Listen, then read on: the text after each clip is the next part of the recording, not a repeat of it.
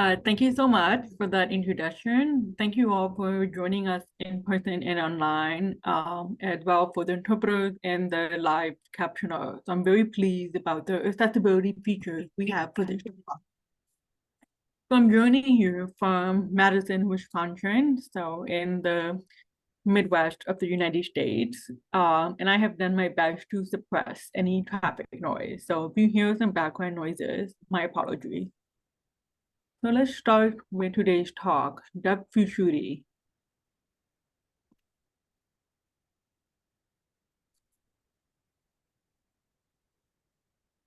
Okay.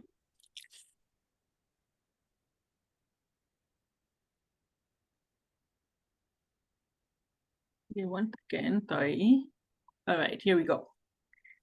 The objects that you see here in the photograph are perhaps 3 times their actual size, which makes it clearer to examine their intricate features.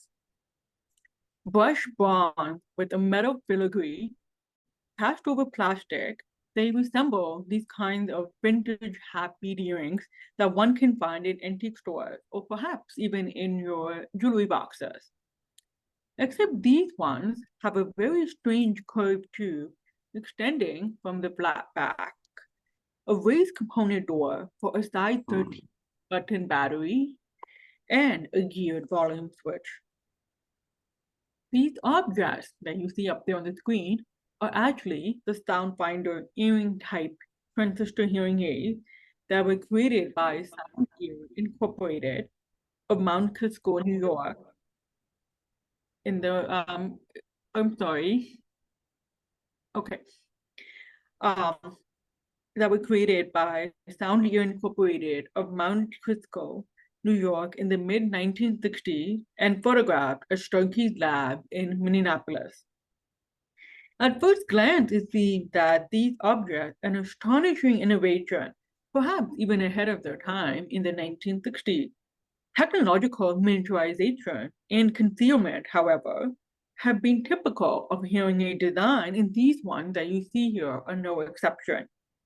With a flexible printed circuit board consisting of the transistors that give power to the hearing aid and integrated circuits that are encased in a space no larger than 3 centimeters in diameter, these were still very small hearing aids, at least comparable to different kinds of models that were available for deaf people at this time.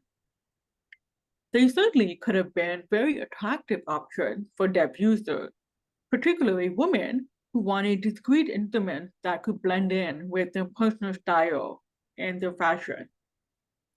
So if you wanted to wear this device, you would connect the tone hook, which is that curved plastic tube, into your ear mold, which would then be inserted in the ear. And the earring part would freely hang downward because there doesn't seem to be any kind of clip to secure it into the earlobe.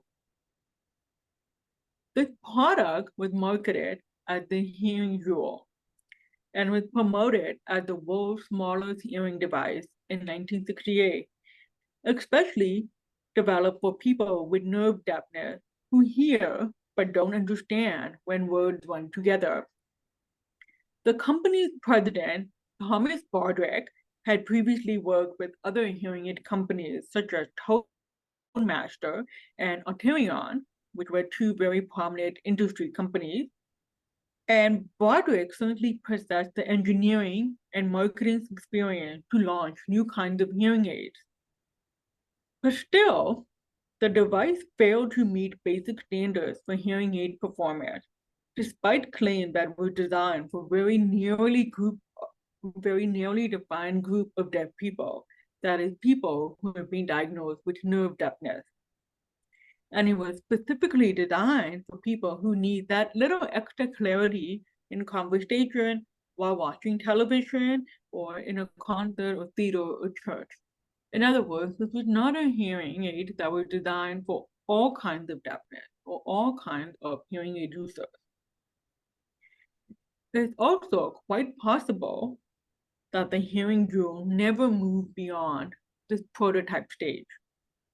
Broderick's company was very small compared to the giants of the industry that he had previously worked for, And given that the sound finder trademark was now renewed by 1975, it's also probable that the company couldn't compete. But still, deaf people had a multitude of options for these other kinds of hearing jewels from hearing aid manufacturers, but most of these were actually accessory attachments rather than standalone instruments. So 2 decades prior, for instance, Micro created the hearing, which permitted women to conceal the receiver under a pair of matched hearing aids. Matched earrings secured with a plastic holder. The receiver that powered sound was connected to a wire to the hearing aid, and depending on preference, it could be worn underneath the hair or at the top of a bra strap. And these products were designed by Fredson of California, a jewelry designer, for Micro, and the earrings could be fitted for any hearing aid model and specially ordered ear molds. These products were immensely popular, especially after Micro placed full-page advertisements in Vogue's September 1955 issue, which we can see here, titled "The World's Best Kept Beauty Secret." And the product aimed to connect to fashion and luxury. Other companies also followed suit to incorporate the cosmetic effects of hearing aids with fashion in the 1950s and 1960s. Argenti of London in 1951 created a hat for women that include concealable pockets for the hearing aid and external battery. And versions of other kinds of hearing aids could be worn on the wrist, on the hair, or even special wigs, including one that was created by celebrity makeup stylist Max Factor. And industry giant Sonotone introduced their Sono charms, jeweled pins, and other kinds of hidden microphones disguised as jewelry. And Tonemaster created the cordless barrette. Beltone created decorative microphone covers for their operator hearing aids and also disguised their Triumph 5 Super 6-transistor hearing aid as a stainless steel tie clip. Now, as advantageous as these accessories were for disguising their devices, they weren't ideal for security. The anchorage to the body was weaker and could actually fall and damage the components, including their transducers. Further technological advancements made possible for increased miniaturization as the decades passed. Behind the ear and in-ear models started to replace these body-worn units that were capable of binary fitting, and as the size of the reduction of the components continued into the 1990s, so too did the variability of design options. By the 1980s, the hearing aid industry became a monopoly of 5 to 6 companies and standardized the aesthetics of their design. Most models offered a range of colors to blend in with the skin or hair rather than to appeal to a deaf person's fashion or stylistic preferences.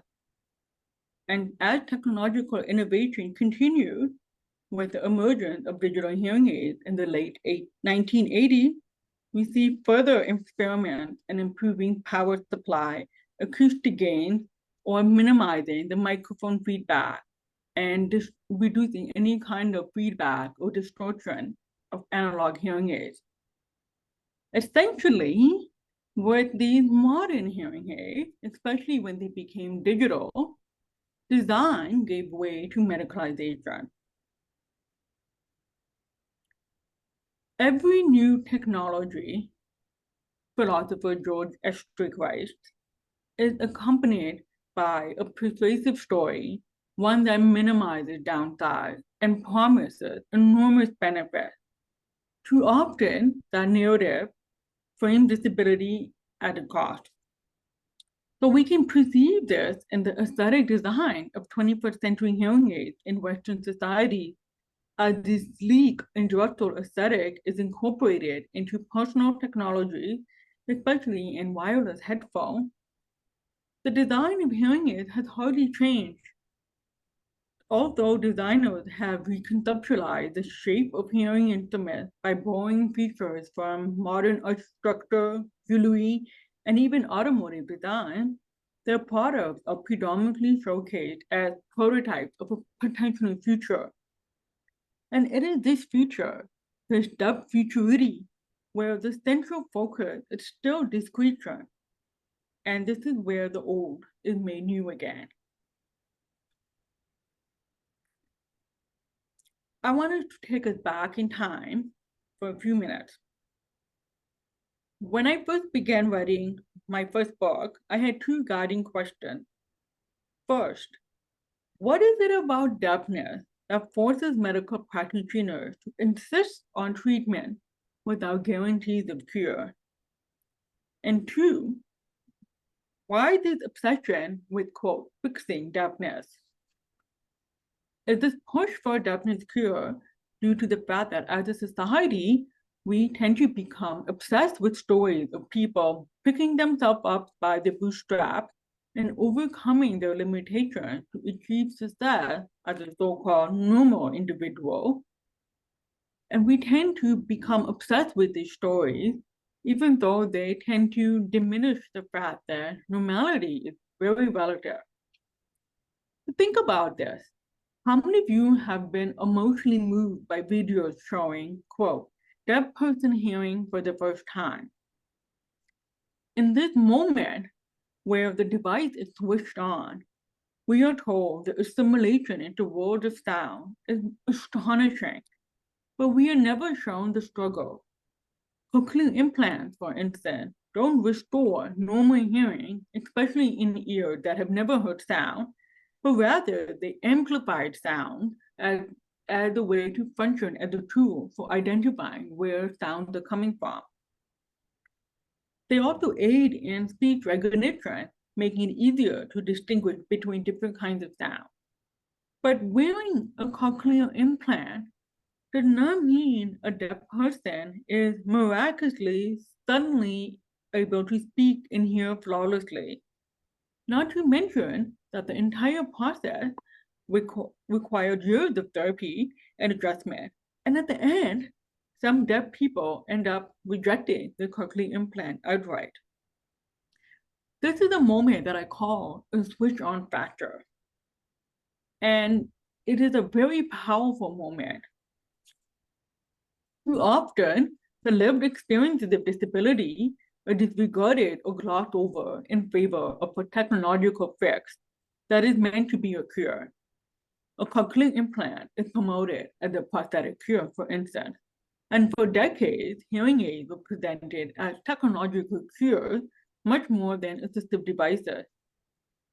But if we speak specifically about deafness, what happens when the technology that is devised as a cure is turned off, removed, and put away?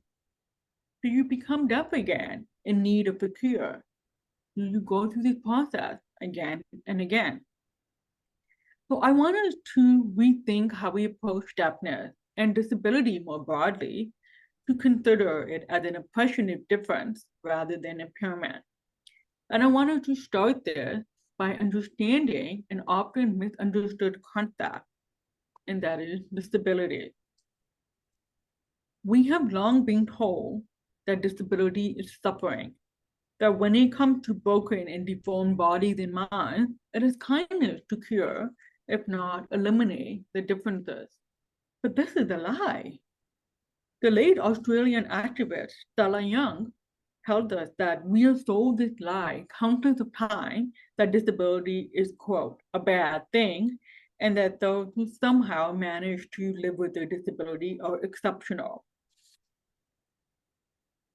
But living with disability merits adaptation. Understanding disability requires acknowledging the variability of human experiences. And writing disability history, moreover, requires that we center disabled people. So just as race, gender, and sexuality are used as analytical lenses for examining historical events, so too can disability. And if we examine history through disabled people, rather than the perspective of able-bodied society, then perhaps we can move away from stigmatizing tropes of disability to create new worlds where disability is not oppressed, but celebrated. One of the tenets of a post-human future is the eradication of disability through technology. Within sight of no future, the disabled bodies become merged with AI technology or transformed into a prosthetic human. And as philosopher Stuart Murray tells us, in this sight of no future, disability futures are almost never thought to be desirable and appear rather as fraught spaces of struggle. So what we must do then, we must create crip-futurity with collective knowledge and imagined possibility, a future where disability is welcome, and knowledge of our disabled ancestors and thinkers shape our future structures. Imagine that for a second, a truly accessible world with ramps, braille, sign language, guaranteed healthcare, governed by freedom of movement and freedom of safety. Of a future perhaps that one day would be more than a dream, but a right for everyone to live in peace. I am a historian and a deaf person who has long been fascinated by how spaces and objects can be used to understand how disabled people engage with the environment to better navigate throughout their lives. How have they adapted technology to better align to their bodies? How have they designed or tinkered with their prosthetics or assistive aids to capture their identity? Above all, how have expectations about normalcy as defined by the dominant culture created tension about what it means to be disabled? I have first explored the tendrils of these ideas in my book, Hearing Happiness, Deafness Cures in History. At its core, this is a book about how cures for deafness both imagined and forwarded notions of normalcy that oftentimes contracted with the lived experiences of deaf people moving throughout the world. This is a history that incorporates how expectations of normalcy became a comforting cultural standard for many Americans. Normalcy existed within concepts of self-cultivation and self-improvement that acted as the nexus for identifying good citizenship. An ideal deaf person then was one who was godly, civic-minded, self-sufficient, and above all, someone who could become hearing. Following the archival trails of deaf people, I look to uncover stories not just of medical despair and searches for cure, but also stories of relationship and hope as deaf people negotiating with their physicians, their hearing aid salesmen, quack sellers, families, friends, and even themselves in the quest for normalcy. Let me show you one example.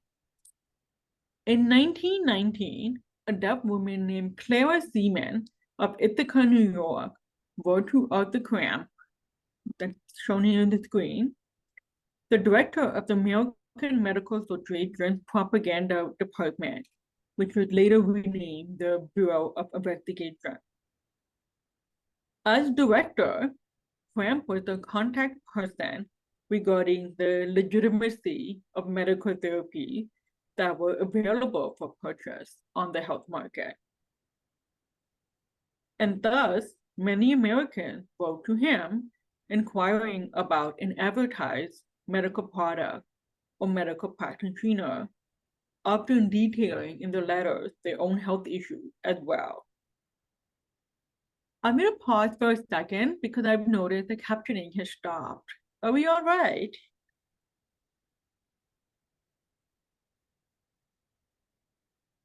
Yes, we are all right. I think, Jaipreet, you can continue.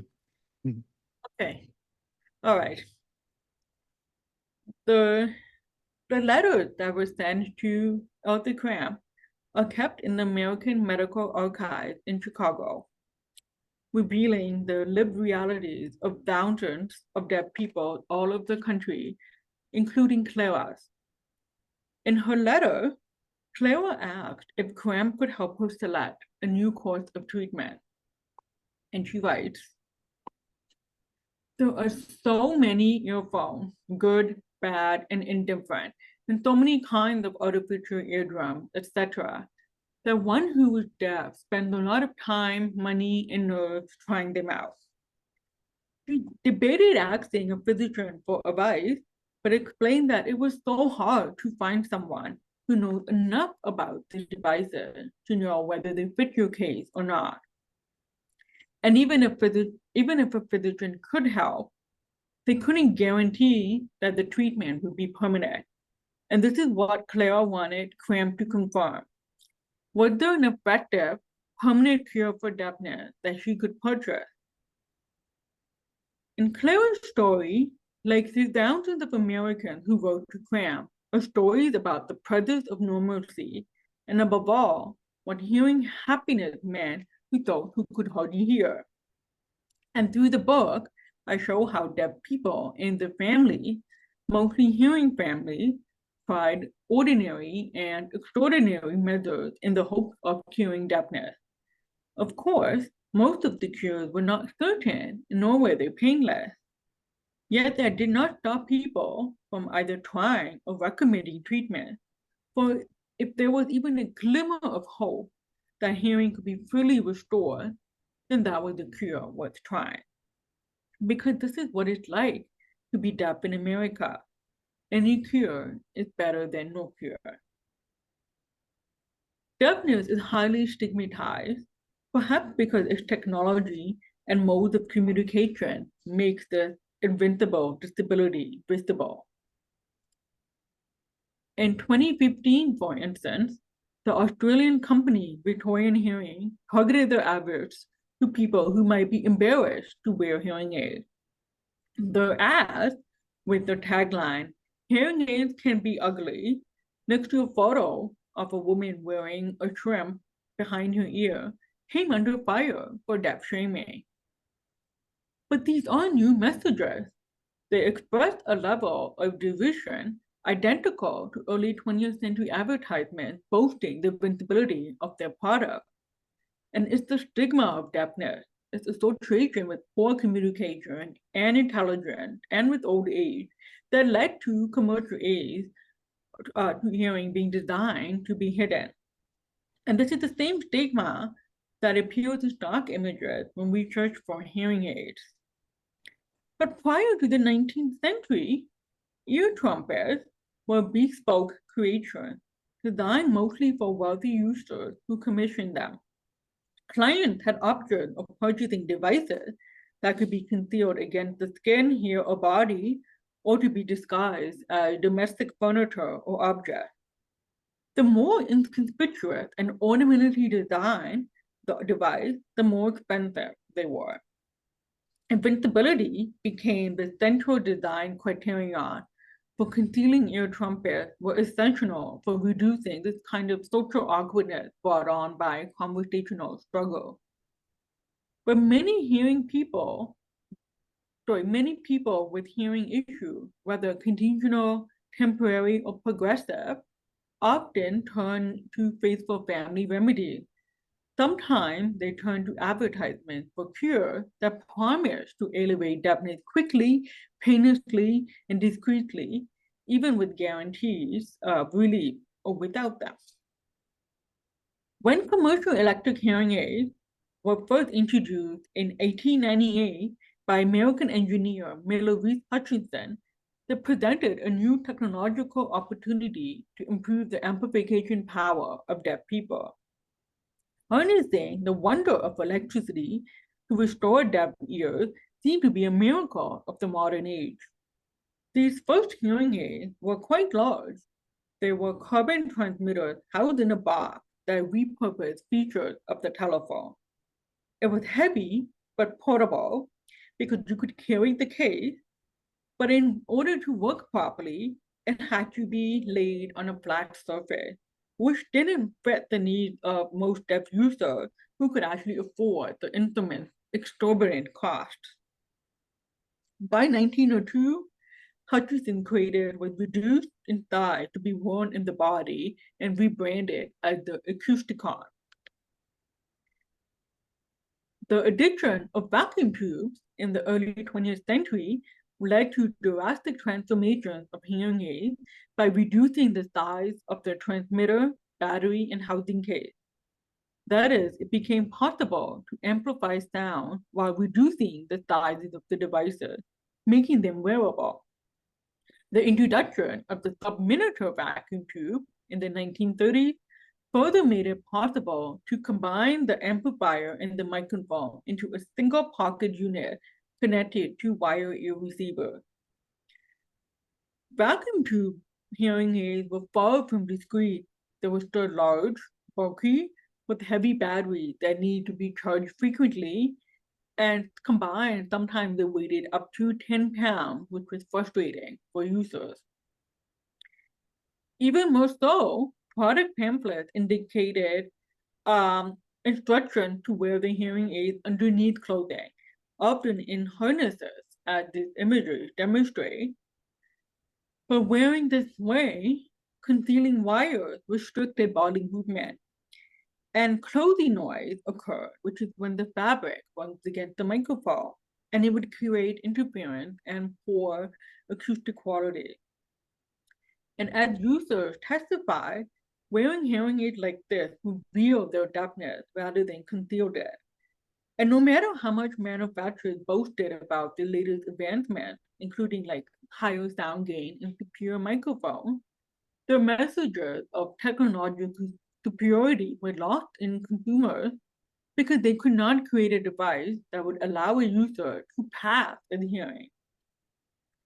So beginning the late 1930s, hearing aid companies strategized how to sell their products to resistant consumers who not only complained about the discomfort and high cost, but candidly expressed embarrassment and about exposing their deafness.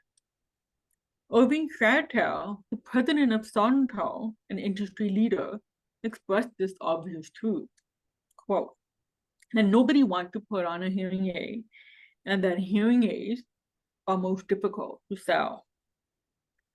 So in response, Schatel urged his salesman to target the consumer's feeling of shame and inadequacy that obligated them to conceal their deafness. Salesmen carry these messages directly to the consumer.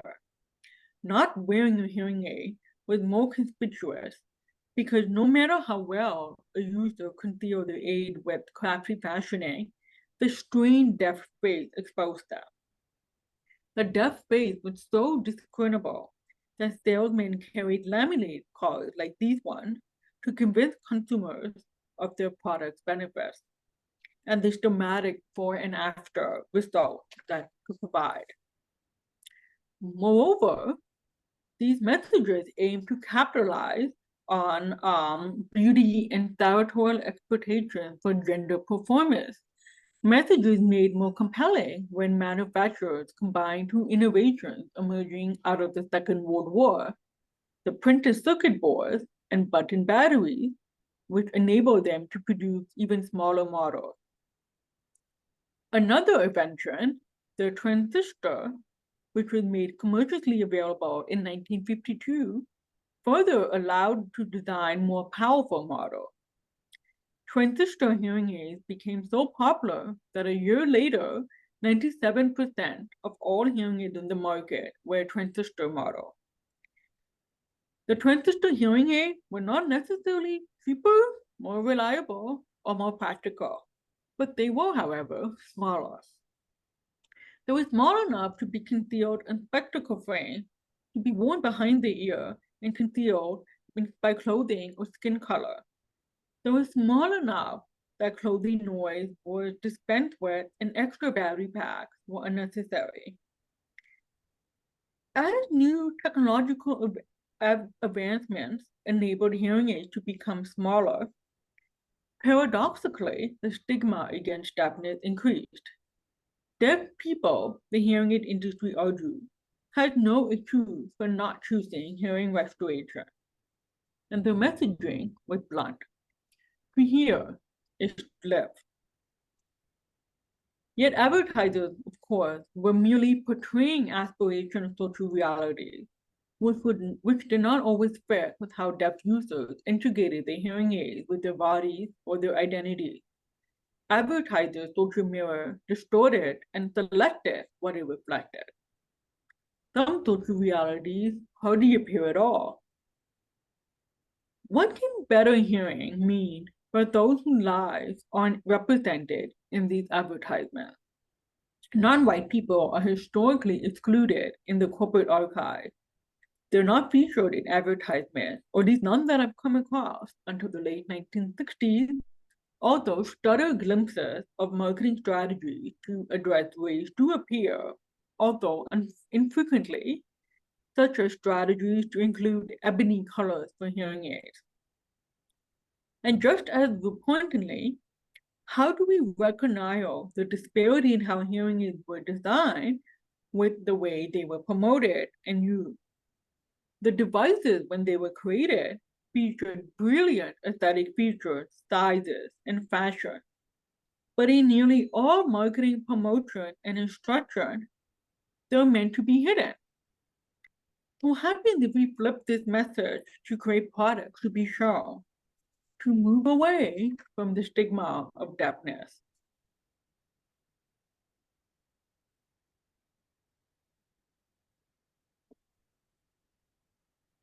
The design trend towards invincibility and miniaturization did not displace aesthetics. Colors, style, decoration encompass the design of hearing aids. These are aspects that are not merely about functionality, but about appealing to a customer's personal preference.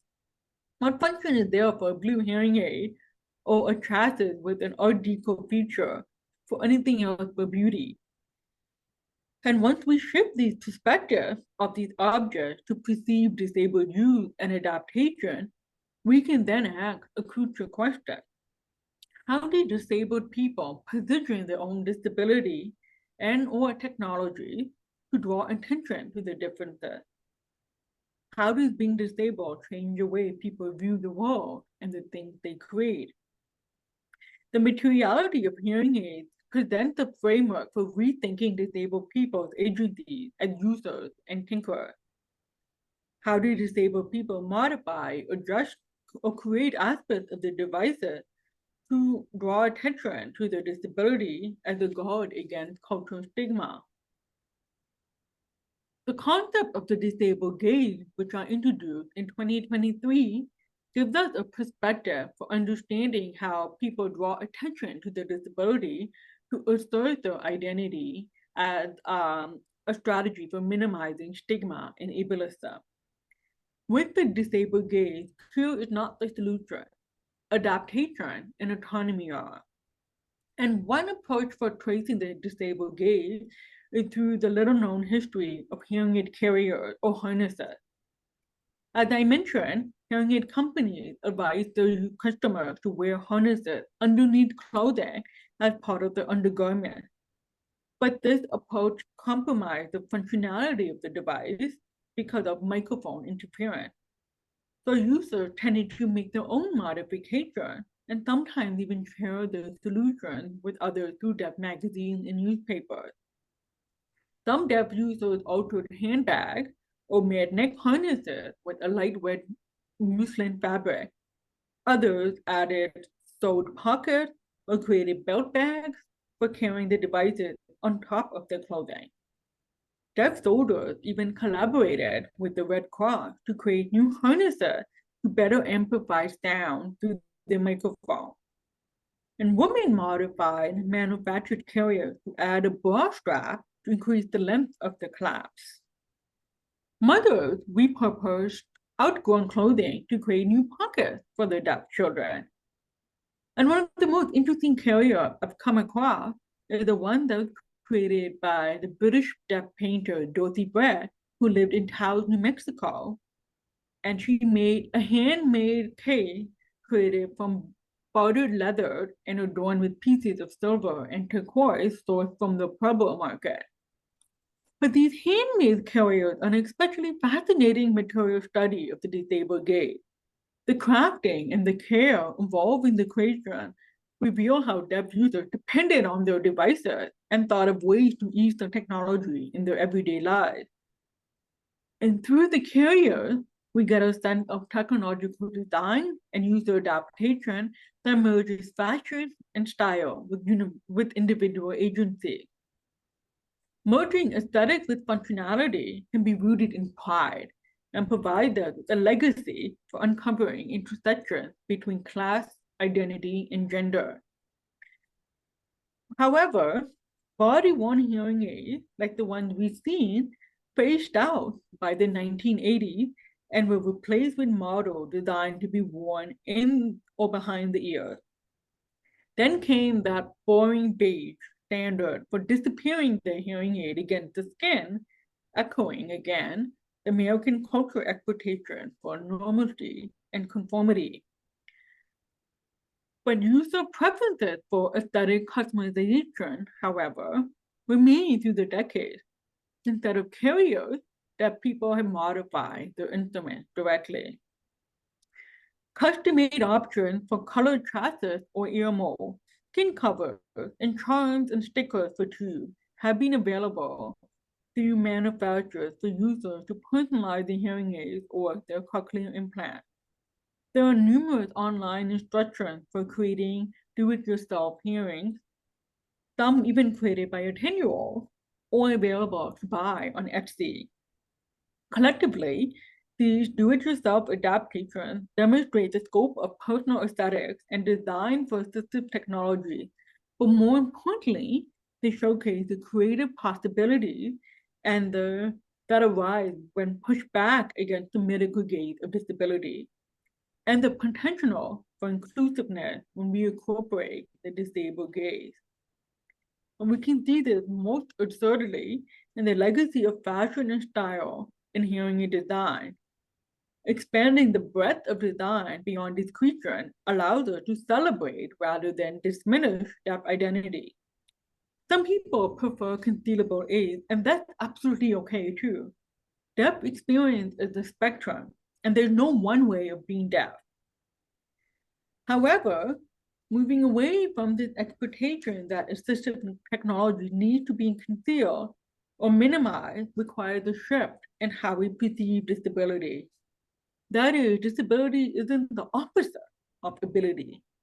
It is a variation in the human condition, a boundless way of interacting in the world. It's beauty in all forms, but is underrepresented and stigmatized in the media. Shifting our expectations for design and discretion will thus radically transform how disabled people are represented in society to disintegrate ableist stereotypes. Now, finally, in the last section, the futurity. Culture influences technological design. What happens then if we change our expectations? And if we stop stigmatizing disability and see beauty in difference? Beginning with the sleek intellectual aesthetic of digital hearing aids that were developed in the 2000s, designers have reconceptualized the shape of hearing aids, going features from modern architecture, jewelry, and even automotive design. But their focus is still on discretion. So as an experiment, I prompted an AI to illustrate modern hearing aid. And as you can see, we still get these weird same messages. How much different are these AI creatures from the following? The chrome metal high-gloss Dawn hearing aids in 2008 that were designed by Stuart Carton Design for Starkey, one of the top 6 hearing aid firms, that received the Cooper-Hewitt Design the Cooper-Hewitt Smithsonian Design Museum People Design Award. And it received this award for this cool, sleek visual appeal, but the product description highlights the palette of 6 colors are still designed to be, quote, virtually invincible when worn. Other design prototypes have aimed to transform hearing aid to personalized accessories, few of which are seen here, including using jewelry, eye gaze, music visualizers, and eyeglasses. These prototypes, however, are suitable only for people with mild hearing loss rather than across the auditory spectrum. Even Alice Turner's Amplify, which was considered to be a socially inclusive design that received rave reviews, is reliant on bone conduction technology and not suitable for all deaf people. None of these prototypes that you've seen here would fit my severe deafness, that is 98% loss in both ears. And for most deaf users in the United States, these prototypes, if they ever hit the market, are expensive and will not be covered by insurance. But there are bolder approaches for the redesign that seem to incorporate the disabled gaze. The designs featured here all incorporate fashion and style to create standout accessories for hearing aids rather than remaking hearing aids themselves. Some of them are even created by deaf people, including deaf metal and Trelloman's creation, for the purposes of highlighting the hearing aid or cochlear implant as an art form. And these redesigns prompt us to view deafness as earwear, similar to how spectacles were being rebranded as eyewear. But above all, they ask us to shift our ableist conception of deaf people as always wanting invincible devices. That deaf people should feel compelled to disguise their impairment with an invincible technology says a lot about how deafness is stigmatized. Even for years after I accepted my own deafness and stopped hiding my hearing aids with my hair, when I was shopping for a new pair, the audiologist laid out several options in front of me, each so small that it would be difficult for someone to notice that I was wearing a hearing aid. And as a bonus, I had the option to select the color to match my skin tone or hair, but there was no answer really to which one would give me the best range of sound. And in a sense, the expectation for assimilation into hearing society congealed the stigma surrounding deafness by tying it to technology and expectations for citizenship. Historically, and even now, deaf people who declined to wear an aid or refused other kinds of therapy were stigmatized not so much for being deaf, but for refusing to be hearing. We still see this process today in the form of paternalistic reprimands commonly leveled against those who refuse to be fitted for a cochlear implant or refuse to purchase over-the-counter hearing aids.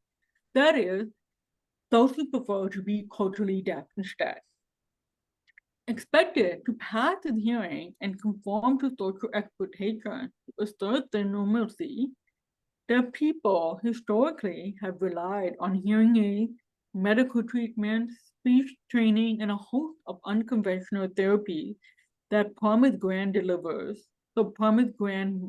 miracles but fail to deliver. Advertisers honed in this message. By establishing conformity through normality, the problem of deafness was nothing more than the problem of better living.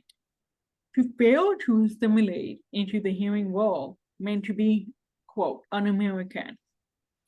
To fail to conform was to give up one's quest for hearing happiness.